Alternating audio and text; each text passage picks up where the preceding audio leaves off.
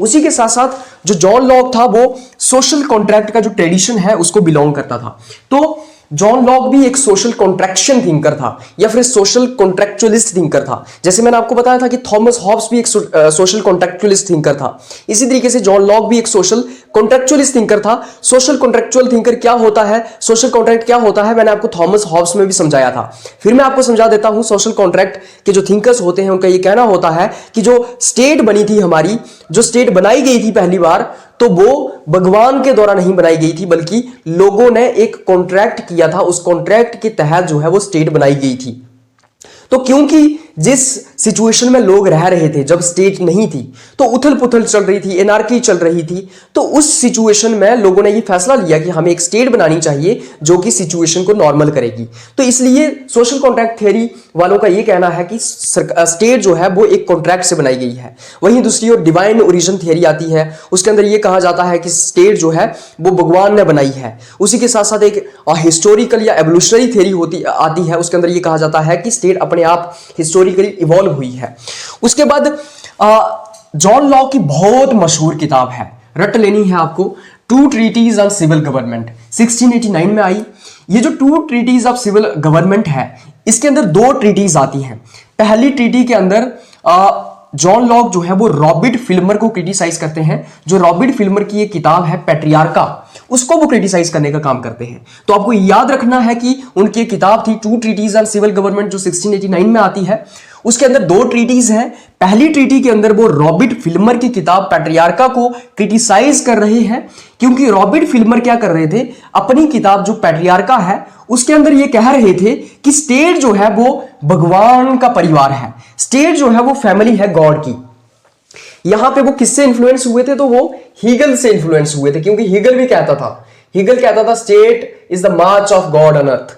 तो बेसिकली यहां पे पैट्रियार्का के अंदर रॉबर्ट फिल्मर कहते हैं कि स्टेट जो है वो क्या है, भगवान का परिवार है, स्टेट भगवान ने बनाई है। मतलब कि वो डिवाइन ओरिजिन थ्योरी का सपोर्ट कर रहे हैं। वो कह रहे हैं कि स्टेट जो है वो भगवान ने बनाई है, इसलिए जो स्टेट है वो भगवान ने बनाई है, इसलिए स्टेट बड़ी पावरफुल है। स्टेट के पास एब्सोल्यूट पावर्स है, स्टेट के पास एब्सोल्यूट पावर्स है, एब्सोल्यूट अथॉरिटी है। अल्टीमेटली स्टेट काफी पावरफुल है। उसी के साथ साथ वो सोशल कॉन्ट्रैक्ट थ्योरी को क्रिटिसाइज करते हैं। कौन? रॉबर्ट फिल्मर अपनी किताब पैट्रियार्का के अंदर सोशल कॉन्ट्रैक्ट को क्रिटिसाइज करते हैं। वो कहते हैं कोई कॉन्ट्रैक्ट नहीं हुआ था, भगवान ने बनाई है स्टेट। तो बेसिकली ये जो रॉबर्ट फिल्मर की किताब थी पैट्रियार्का, जिसके अंदर रॉबर्ट फिल्मर ये कह रहे हैं कि स्टेट भगवान ने बनाई है, स्टेट भगवान का परिवार है, उसी के साथ साथ जो है वो सोशल कॉन्ट्रैक्ट थ्योरी को क्रिटिसाइज कर रहे हैं। वो कह रहे हैं कि स्टेट के पास एब्सोल्यूट पावर होनी चाहिए। इसीलिए ये जो फिल्मर की किताब थी पैट्रियार्का, इसको क्रिटिसाइज करते हैं कौन? लॉक। लॉक कहते हैं कि कोई स्टेट भगवान ने नहीं बनाई है और ना ही स्टेट के पास एब्सोल्यूट पावर है। तो लॉक जो है वो रॉबर्ट फिल्मर की किताब पैट्रियार्का को क्रिटिसाइज करते हैं। और दूसरी ट्रीटी के अंदर वो क्या करते हैं, जो उनकी सेकंड ट्रीटी है इस किताब के अंदर, दूसरी ट्रीटी के अंदर वो सोशल कॉन्ट्रैक्ट करते हैं। वो सोशल कॉन्ट्रैक्ट का कंसेप्ट देते हैं। वो कहते हैं कि सोशल कॉन्ट्रैक्ट क्या है, तो उनके अकॉर्डिंगली स्टेट कैसे बनी है। उन्होंने कहा कि एक कॉन्ट्रैक्ट के तहत स्टेट बनी है, लेकिन वो दो कॉन्ट्रैक्ट्स की बात करते हैं, वो सिर्फ एक कॉन्ट्रैक्ट की बात नहीं करते हैं। जैसे अगर मैं थॉमस हॉब्स की बात करूं तो थॉमस हॉब्स जो है वो एक कॉन्ट्रैक्ट की बात करता है। थॉमस हॉब्स कहता है कि एक ही कॉन्ट्रैक्ट हुआ था, contract of all with all, right, सभी का सभी के साथ कॉन्ट्रैक्ट हुआ और फिर स्टेट बन गई। लेकिन जॉन लॉक ये कहते हैं कि दो कॉन्ट्रैक्ट हुए, पहले कॉन्ट्रैक्ट से सिविल सोसाइटी बनाई गई और दूसरे कॉन्ट्रैक्ट से स्टेट बनाई गई। कैसे बनाई गई सिविल सोसाइटी पहले कॉन्ट्रैक्ट से, दूसरे कॉन्ट्रैक्ट से कैसे स्टेट बनाई गई, ये मैं आगे एक्सप्लेन करूंगा। लेकिन उससे पहले आपको ये भी जान लेना चाहिए कि जॉन लॉक का ह्यूमन नेचर कैसा था, मतलब जॉन लॉक ह्यूमन नेचर के बारे में क्या बताते हैं। तो मैंने आपको बताया कि जॉन लॉक के समय में सब बढ़िया बढ़िया चल रहा था। जॉन लॉक के समय में ग्लोरियस रेवोल्यूशन होता है 1688 का, जिसमें most peaceful transfer of power होता है from the hands of king to parliament. So everything was England was prospering at that time। सब कुछ बढ़िया चल रहा था, गुडविल इमर्ज हो रही थी, सोसाइटी जो है वहां पे हैवॉक नहीं था, एनार्की नहीं थी, उथल पुथल नहीं थी। इसलिए उनका जो ह्यूमन नेचर है वो भी जो है वो अलग तरीके का है। मतलब कि वो बैड ह्यूमन नेचर नहीं देते हैं थॉमस हॉब्स की तरह कि इंसान जो है ब्रेशियस है, अनग्रेटफुल है, अनट्रस्टवर्दी है, तो इस तरीके से वो बात नहीं करते हैं। वो कहते हैं कि इंसान जो है वो रैशनल होता है यार, इंसान के पास रीजन होता है, तर्क होता है, वो सोच सकता है, वो रैशनल होता है। लेकिन वो कहते हैं कि यार इंसान रैशनल होता है लेकिन वो सेल्फ सेंटर्ड भी होता है, वो सेल्फ इंटरेस्टेड भी होता है। एक तो इंसान रैशनल है, समझदार है, वो दूसरों की देखभाल भी करता है, दूसरों की समस्या को भी समझता है, दूसरे के अधिकारों को भी समझता है, लेकिन कहीं ना कहीं सेल्फ सेंटर्ड तो होता ही है। हर इंसान जो है वो सेल्फ सेंटर्ड होता है, खुद गर्ज होता है, सेल्फिश होता है, हर इंसान होता है ना, क्योंकि इंसान के अंदर पैशंस होते हैं, इमोशंस होते हैं। तो कहा कि इंसान रैशनल है, समझदार है, रीजन है उसके अंदर, लेकिन कहीं ना कहीं वो सेल्फ सेंटर्ड है। मतलब थोड़ा बहुत तो होता ही है अपने लिए कि मतलब सेल्फिशनेस तो होती ही है इंसान के अंदर। उन्होंने इनलाइटेंड सेल्फ इंटरेस्ट की बात करी। उन्होंने कहा कि यार इंसान बड़ा समझदार है लेकिन सेल्फ इंटरेस्ट भी है उसमें। उन्होंने एक बैलेंस व्यू दिया ह्यूमन नेचर का। उन्होंने ये भी नहीं बताया कि इंसान बहुत बुरा है, और उन्होंने ये भी नहीं बताया कि इंसान बहुत ही अच्छा है, मतलब भगवान की तरह है। तो उन्होंने ये भी नहीं बताया, उन्होंने कहा यार बैलेंस ह्यूमन नेचर दिया उन्होंने। उसके बाद John Locke state of nature की बात करते हैं। स्टेट ऑफ नेचर का मतलब ये हुआ कि जब स्टेट नहीं थी तब क्या था, जब सरकार नहीं थी, गवर्नमेंट नहीं थी, तब कैसा था। तो जैसे कि उन्होंने बताया कि इंसान जो होता है वो इनलाइटेंड होता है, उसके अंदर रीजन होता है, उसके अंदर लॉजिक होता है, वो रैशनल होता है। इसलिए स्टेट ऑफ नेचर के अंदर क्या था, पीस थी, शांति थी। उसी के साथ साथ म्यूचुअल असिस्टेंस थी, मतलब कि हर कोई एक दूसरे की मदद करता था, एक दूसरे के राइट्स को जानता था। उसी के साथ साथ वहां पे गुडविल जो है वो प्रिवेल कर रही थी। तो स्टेट ऑफ नेचर के अंदर सब बढ़िया चल रहा था। मतलब जब सरकार नहीं थी, जब स्टेट नहीं थी, तब भी सब सही ही चल रहा था, ठीक ही चल रहा था। और सोशल और pre political state of nature था, मतलब कि जो स्टेट ऑफ नेचर था वहां पे लोग सोशल तो थे लेकिन प्री पॉलिटिकल था। मतलब प्री पॉलिटिकल का मतलब नो गवर्नमेंट, कोई गवर्नमेंट नहीं थी, या नो स्टेट या नो गवर्नमेंट आप कह सकते हैं, लेकिन लोग सोशल थे, सोसाइटी थी, ऐसा आप कह सकते हैं। मतलब कि वहां पे लोग सोशल थे। सोशल मतलब एक दूसरे से तालमेल था, मतलब एक दूसरे की मदद करते थे, एक दूसरे की हेल्प करते थे, इंटरडिपेंडेंस थी एक दूसरे के ऊपर। तो लोग सोशल थे, आराम से रहते थे, फैमिली में रहते थे, सोसाइटीज में रहते थे। लेकिन प्री पॉलिटिकल था, मतलब कोई गवर्नमेंट नहीं थी या स्टेट नहीं थी। वहीं दूसरी ओर अगर मैं हॉब्स की बात करूं तो हॉब्स कहता है कि स्टेट ऑफ नेचर क्या था, असोशल था या फिर प्री पॉलिटिकल था। मतलब कि स्टेट ऑफ नेचर जो है प्री सोशल था, मतलब सोसाइटी भी नहीं थी वहां पे, इंसान वहां पे सोशल भी नहीं था, वहां पे एनार्की थी, सिर्फ हर कोई अपने बारे में सोच रहा था। लेकिन जॉन लॉक की आपको ये बात याद रखनी है कि उनका स्टेट ऑफ नेचर क्या था, सोशल था लेकिन प्री पॉलिटिकल था। मतलब सोसाइटी या फिर इंसान सोशल उस वक्त था, लेकिन वहां पे गवर्नमेंट नहीं थी या स्टेट नहीं थी। तो स्टेट ऑफ नेचर में सब बढ़िया चल रहा था, प्रिवेल कर रही थी गुडविल और पीस थी वहां पे। जब स्टेट ऑफ नेचर में इतना सब कुछ बढ़िया ही चल रहा था तो फिर सरकार क्यों बनानी है भाई, फिर कॉन्ट्रैक्ट क्यों करना है, फिर क्यों गवर्नमेंट बनानी है, फिर क्यों सिविल सोसाइटी बनानी है, फिर कॉन्ट्रैक्ट करने की क्या जरूरत है, स्टेट बनाने की क्या जरूरत है। तो basically then why contract needed if man has reason but man also has passions may dominate reason। तो उन्होंने ये कहा, लॉक ने कहा कि यार हाँ सब कुछ बढ़िया चल रहा है, सब कुछ मतलब गुडविल प्रिवेल कर रही है स्टेट ऑफ नेचर में, लेकिन इसका मतलब ये थोड़ी ना है कि तुम गुडविल के ऊपर सब कुछ छोड़ दोगे। मतलब अगर इंसान समझदार है, इंसान के पास रीजन है, लेकिन इंसान के पास पैशंस भी तो हैं, तो ऐसा भी तो हो सकता है कि पैशन रीजन के ऊपर डोमिनेट कर दें। मतलब एटलीस्ट इंसान सेल्फ इंटरेस्टेड तो है ना, अपने बारे में तो वो सोचता है ना। तो हो सकता है कि वो रीजन मतलब रीजन जो है वो डोमिनेट ना करे, उसका पैशन डोमिनेट कर जाए, मतलब वो अपने बारे में सोचने लग पड़े, या फिर कोई भी इनकन्वीनियंस वहां पे क्रिएट हो सकती है।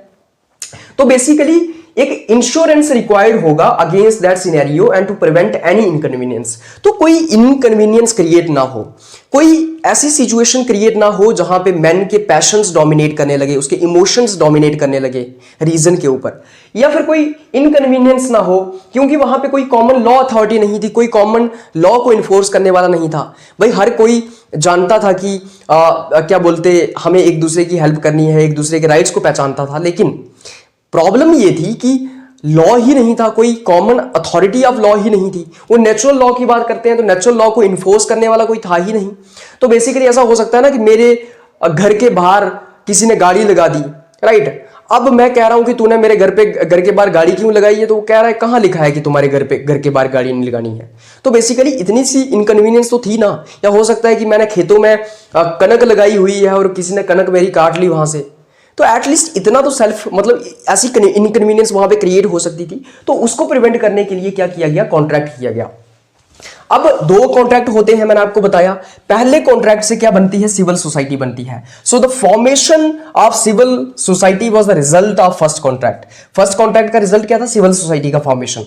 सिविल सोसाइटी क्यों बनाई गई, ताकि यार नेचुरल राइट्स को रिकॉग्नाइज किया जाए, मतलब कि ये पहचाना जाए कि हमारे कुछ नेचुरल राइट्स हैं, हमारा राइट टू लाइफ, लिबर्टी और प्रॉपर्टी कुछ नेचुरल राइट्स हैं, उनको अच्छे तरीके से पहचाना जाए। सारे लोग इकट्ठे हुए, उन्होंने कॉन्ट्रैक्ट किया और उन्होंने कहा कि यार, मतलब सारे लोग इकट्ठे हुए, सिविल सोसाइटी बनी और सारे लोगों ने कहा कि यार हमारे कुछ नेचुरल राइट्स हैं, तो हमें, उन्होंने अपने नेचुरल राइट्स को पहचाना और फिर उन्होंने कहा कि यार एक कॉमन अथॉरिटी ऑफ लॉ की स्टैब्लिशमेंट होनी चाहिए। उन्होंने कहा कि एक कॉमन अथॉरिटी होनी चाहिए जो हमारे नेचुरल राइट्स को प्रोटेक्ट करके रखे। मतलब अगर कोई इनकन्वीनियंस क्रिएट होती है स्टेट ऑफ नेचर में, अगर पैशंस डोमिनेट करने लगते हैं रीजन के ऊपर, तो हमारे पास एक कॉमन अथॉरिटी ऑफ लॉ होनी चाहिए जो कि हमारे नेचुरल राइट्स को प्रोटेक्ट कर सके। और उसके बाद क्या होता है, एक और कॉन्ट्रैक्ट होता है और सिविल सोसाइटी क्या करती है, दूसरे कॉन्ट्रैक्ट के थ्रू गवर्नमेंट बनाती है। याद रखना, पहले कॉन्ट्रैक्ट के थ्रू सिविल सोसाइटी बनाई गई और सिविल सोसाइटी ने ये सोच विचार किया, उन्होंने अपने राइट्स को रिकॉग्नाइज किया, नेचुरल राइट्स को, और कहा कि एक कॉमन अथॉरिटी ऑफ लॉ होनी चाहिए। फिर सिविल सोसाइटी ने दूसरा कॉन्ट्रैक्ट किया और दूसरे कॉन्ट्रैक्ट के तहत क्या बना, गवर्नमेंट बनाई गई। तो पहला कॉन्ट्रैक्ट बनाया, पहले कॉन्ट्रैक्ट के तहत क्या किया गया, सिविल सोसाइटी बनाई गई, सिविल सोसाइटी इकट्ठी हुई, कॉन्ट्रैक्ट किया उन्होंने, और दूसरे कॉन्ट्रैक्ट के तहत गवर्नमेंट बनाई गई। और ये जो गवर्नमेंट बनाई, ये जो फॉर्मेशन ऑफ गवर्नमेंट था, गवर्नमेंट को सिर्फ 3 एरियाज दिए गए, 3 मैटर्स दिए गए कि गवर्नमेंट का काम होगा कानून बनाना, कानून को एग्जीक्यूट करना और कानून को एजुकेट करना। मतलब कि कानून बनाना, कानून को इंप्लीमेंट करना और उसी के साथ साथ कानून को इंटरप्रेट करना। सिर्फ 3 मैटर्स जो है वो गवर्नमेंट को दिए गए। और man has not transferred 3 natural loss, मतलब जो 3 नेचुरल लॉस थे ना, उनको ट्रांसफर नहीं किया।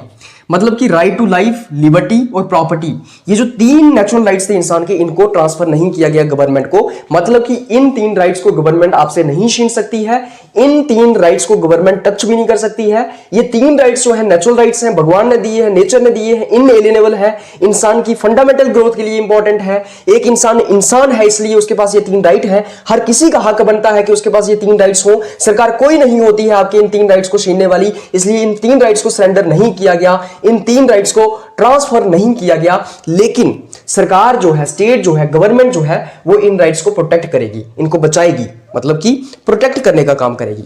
उन्होंने कहा कि यार state is neither the originator of natural rights and hence state has no right to abridge और infringe your natural rights. Very simple, कहता है कि यार ये जो 3 राइट्स हैं ये हमें नेचर ने दिए हैं, तो सरकार कौन होती है हमसे ये राइट्स लेने वाली? जब ये राइट्स ही हमें नेचर ने दिए हैं, सरकार ने नहीं दिए हैं, तो सरकार हमसे इन राइट्स को छीन भी नहीं सकती है। तो इसलिए गवर्नमेंट को जो है वो बड़ी लिमिटेड पावर्स दी गई। लिमिटेड पावर्स क्यों दी गई? क्योंकि जॉन लॉक ने कहा कि इंसान तो बढ़िया बढ़िया बिना सरकार के भी रह रहा था, गवर्नमेंट के बिना भी इंसान, मतलब कि जो है वो गुडविल वहां पे प्रिवेल कर रही थी, पीसफुल लाइफ थी। सरकार इसलिए बनाई थी कि तुम्हारे राइट्स को प्रोटेक्ट किया जाए और लॉ वगैरह बनाया जाए, कॉमन अथॉरिटी ऑफ लॉ होनी चाहिए। इसलिए सरकार के पास लिमिटेड पावर्स होंगी, मतलब कि पावर्स इतनी ज्यादा नहीं होगी सरकार के पास, एब्सोल्यूट पावर नहीं होगी। Like Hobbes has given absolute powers to the state और government. Hobbes has called the state as leviathan state, the monster state, all powerful state, but Locke has not given unlimited powers to the state, because state has only limited powers, because without state man was living peacefully, there was mutual assistance in state of nature when there was no government, goodwill was prevailing, peace was there, and henceforth there are very limited powers within the government के पास बहुत limited powers हैं। और ये जो powers हैं government की, इनको 3 natural laws ने लिमिट करके रखा हुआ है। ये जो 3 नेचुरल लॉज हैं, right to life, liberty and property, इन्होंने गवर्नमेंट की पावर्स को लिमिट करके रखा हुआ है। Government can not act on its own, government अपने हिसाब से काम नहीं कर सकती है, गवर्नमेंट को लोगों के हिसाब से काम करना पड़ेगा, क्योंकि अल्टीमेटली सिविल सोसाइटी के हिसाब से गवर्नमेंट को काम करना पड़ेगा। तो वो रिप्रेजेंटेटिव डेमोक्रेसी की बात कर रहा है, वो कह रहा है कि गवर्नमेंट लोगों के द्वारा चुनी जाएगी भाई, तो गवर्नमेंट को लोगों के हिसाब से काम करना है, जो लोग कहते हैं। गवर्नमेंट को आपके राइट्स जो है अपने नेचुरल राइट्स इनको वायलेट नहीं करना है। उसने कहा government is trust and people are trustees. Government एक ट्रस्ट की तरह है और लोग ट्रस्टीज हैं, तो गवर्नमेंट जो है वो लोगों के लिए काम करेगी, लोगों के हिसाब से काम करेगी। And he has also supported representative democracy which I told you earlier. उसके बाद राइट टू रिवॉल्ट। अब देखो, राइट टू रिवॉल्ट मतलब अगर गवर्नमेंट आपके हिसाब से काम नहीं करती है तो तुम गवर्नमेंट को फेंक सकते हो उखाड़ के, तो तुम गवर्नमेंट को पावर से बाहर कर सकते हो अगर गवर्नमेंट आपके हिसाब से काम नहीं करती है। यहां पे रिवॉल्ट का मतलब ये नहीं है कि तुम जो है वो गवर्नमेंट के अगेंस्ट जो है वो उसको वायलेंट रेवोल्यूशन कर दो या ये सब, या स्टेट को खत्म ही कर दो। नहीं, तुम अगली बार इलेक्शन में वोट ही नहीं दोगे, मतलब कि अगली बार इलेक्शन में वोट ही नहीं दोगे तो पावर में ही नहीं आएगी सरकार। तो बेसिकली राइट टू रिवॉल्ट का मतलब ये भी है कि तुम अगली बार उसको वोट ही नहीं दोगे।